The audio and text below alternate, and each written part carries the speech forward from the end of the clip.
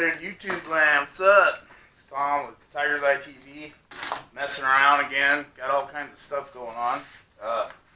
Yeah, you've seen me discharge these out in the desert before. A little different way. This time I just don't got time to go head out there. I got all this stuff going on. I'm trying to build a forge. And you saw it right. I'm cutting a friggin' fire extinguisher in half with a high powered Dremel. So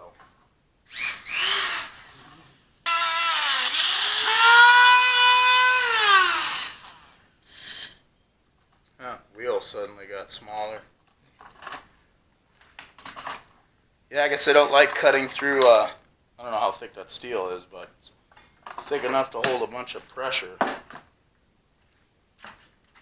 Anyway, yeah, I'm using a high-speed Dremel, and I just bought all these cutting wheels for it, and one cutting wheel apparently didn't make it halfway through, but I'm almost halfway through. It's just an electric Dremel tool, and I bought all these blades. Good thing I came with a bunch of blades, because I'm not really even halfway through yet. But what I'm doing is I saw a YouTube video, how to make a forge, and I've been wanting to do this. I want to do a bunch of stuff, and honestly, for this one thing I keep talking about, this big secret that I'm going to do, this kind of leads up to it. So there's going to be a few videos leading up. It'll all make sense when it all boils down, but basically I've collected materials, recycling, reusing, repurposing, picking trash up out of the desert, and I'm using it all building up in culmination of this one video that is going to be really cool, I think. It's been the whole focus of the whole YouTube extravaganza anyway. So yeah, that's what we're doing. Like I said, I'm building a forge, and as you can see, I'm basically copying a video I saw on YouTube. I think somebody shared it on Facebook or something, right? That's what usually happens. So, you know, when I watch a video on YouTube, I suddenly become an expert, right? That's what we all do. So I'm a doctor, I'm a mechanic, you know, all this good stuff. Anyway, I ran into a couple little issues. First of all, the only place in town where I could find plaster, they sell it in a 8-pound bag, and I didn't know, you know, how much X amount of cups is, but I needed 2 bags. Good thing I bought 2. And I needed a bunch of sand. I got sand in here. This stuff's all starting to set, and basically what I did is I used, obviously, some weight plates to hold everything down because, see that? Now basically, I want this to set before I do anything, but I can clean off the edges if I want. I could smooth this out with a wet rag, or wet, you know, washcloth or paper towel even. And this is going to be my lid.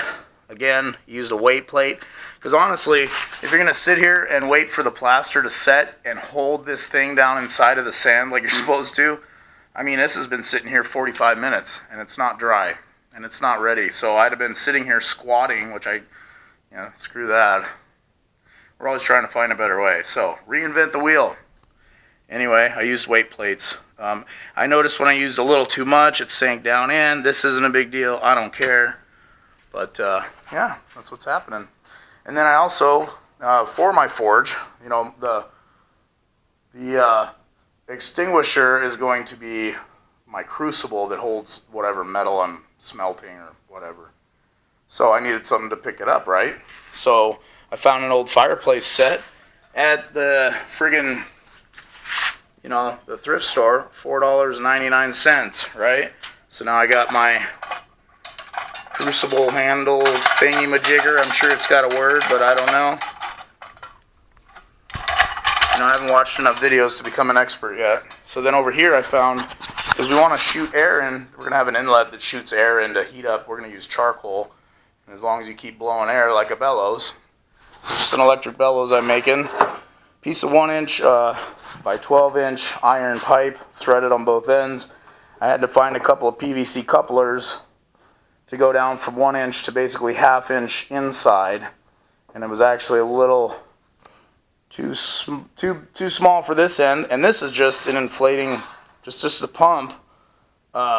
Intex, they make swimming pools, right? Stuff like that. So this is just a fill. They probably make air beds, right? You know, air bed, your buddy comes over, you throw him in the garage and make him sleep on an air bed. So that's what this is for. So you don't give them the added, you know, terribleness of having to blow up his air mattress with his mouth. So, friggin' matter for himself if he did. If he wants to do that, that's fine. Okay. Anyway, so I found this at another thrift store, and that red tag right there means $5. So I have $10 invested in a lot of the equipment, which is awesome. Works fine. My Dremel I've had for over a decade. It works fine. I'm just going to switch out my cutting blade and get back to cutting. All right, Dan. See you soon.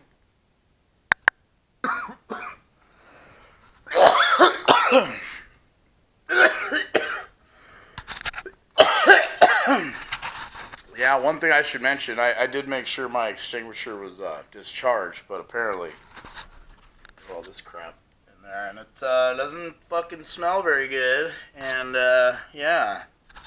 So there's a bunch of that coming out. Just another little heads up for you guys. Starting to burn my finger too. I don't know what the hell that is. What the fuck? Yeah, I'll be right back.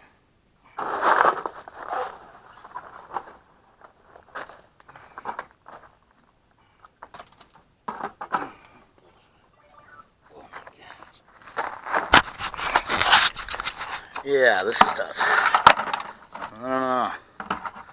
Got a funny feeling it's not good to breathe it. It burns a cut in my hand and it makes me cough. Yuck. I guess it's good for putting out fires though. I hope so. Jeez. I wonder what it is. Maybe I could do another experiment with that, huh?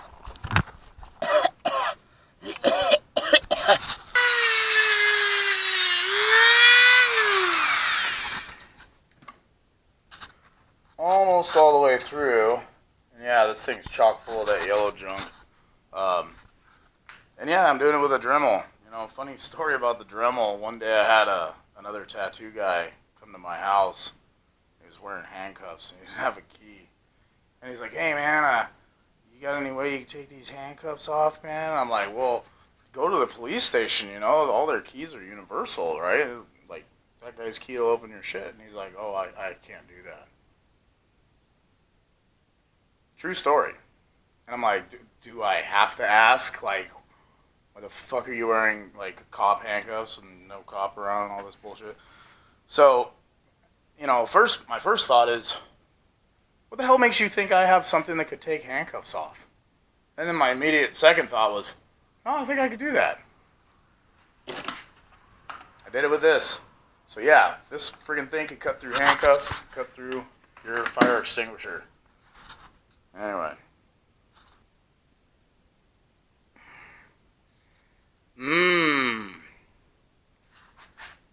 Yeah, what the hell? Look at all that. Ugh. Okay. So, yeah, that's what the inside of a fire extinguisher looks like when it hasn't been discharged. It didn't have any pressure anymore, but it had all the stuff still in it. So, heads up. And by the way, I didn't check, but I just kind of assumed that it wasn't flammable or explosive, seeing as how they put it in a thing to put fires out.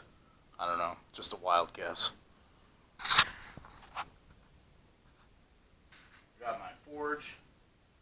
Here's my, my fire extinguisher crucible, and the thing just barely fits because in the end we're gonna use charcoal on the bottom. So if you figure this is sitting on top of a pile of charcoal, it can only be way big. And then my lid.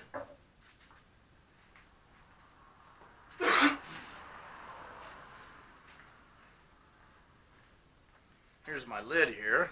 Same thing. And it'll go on the top here. So, air's still going to flow through. But it'll hopefully keep a little bit of the heat in. It's kind of funny, I bought these U-bolts. You're supposed to set them, before the stupid shit gets hard.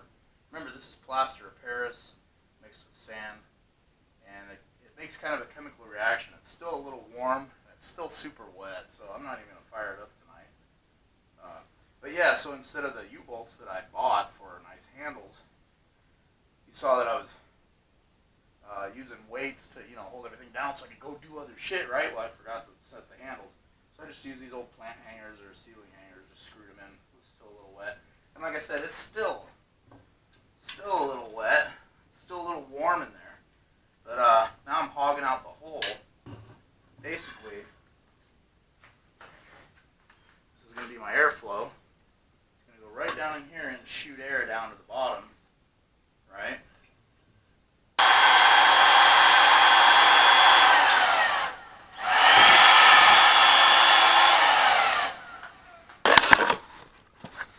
not sure if I showed you guys, but I got a whole ton of copper here too that I've been salvaging out of the desert, out of old TV sets, you know, stuff people bring out there. All kinds of copper wire. So my goal is I want to melt this stuff down, right? This is for a future video. But first I need to melt or smelt or whatever the hell you call it, all this copper into one piece that I'm going to hammer down thin, and then I need thin sheets of it. So anyway, again, reusing, recycling, repurposing, and cleaning up the desert. Speaking of cleaning up the desert and melting metal and stuff, I also have, get it out for you here, yeah, almost 100 pounds of brass.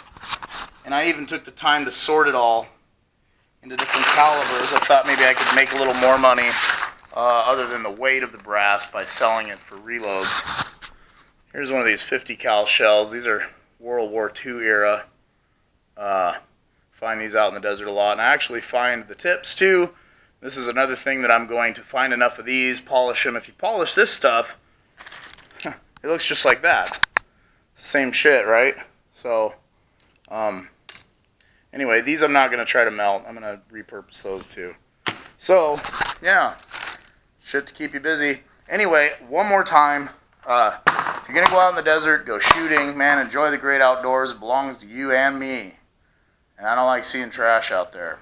If you don't pick up your trash, I have to fucking do it. And I don't like that kind.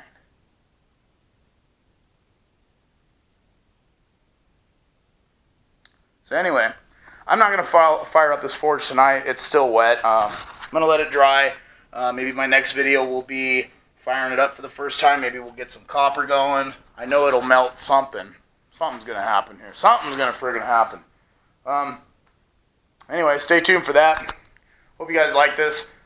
Tip of the day. Dude, you watch a friggin' do-it-yourself video on Facebook or YouTube, there's always a little bit more to it. There's always a little more to it. And I hope that maybe these tips I've shown you, couple little things, you know, might help you out a little bit. So, anyway, till next time, thanks for tuning in, guys. Tiger's Eye TV, and I'll talk at you later. Peace.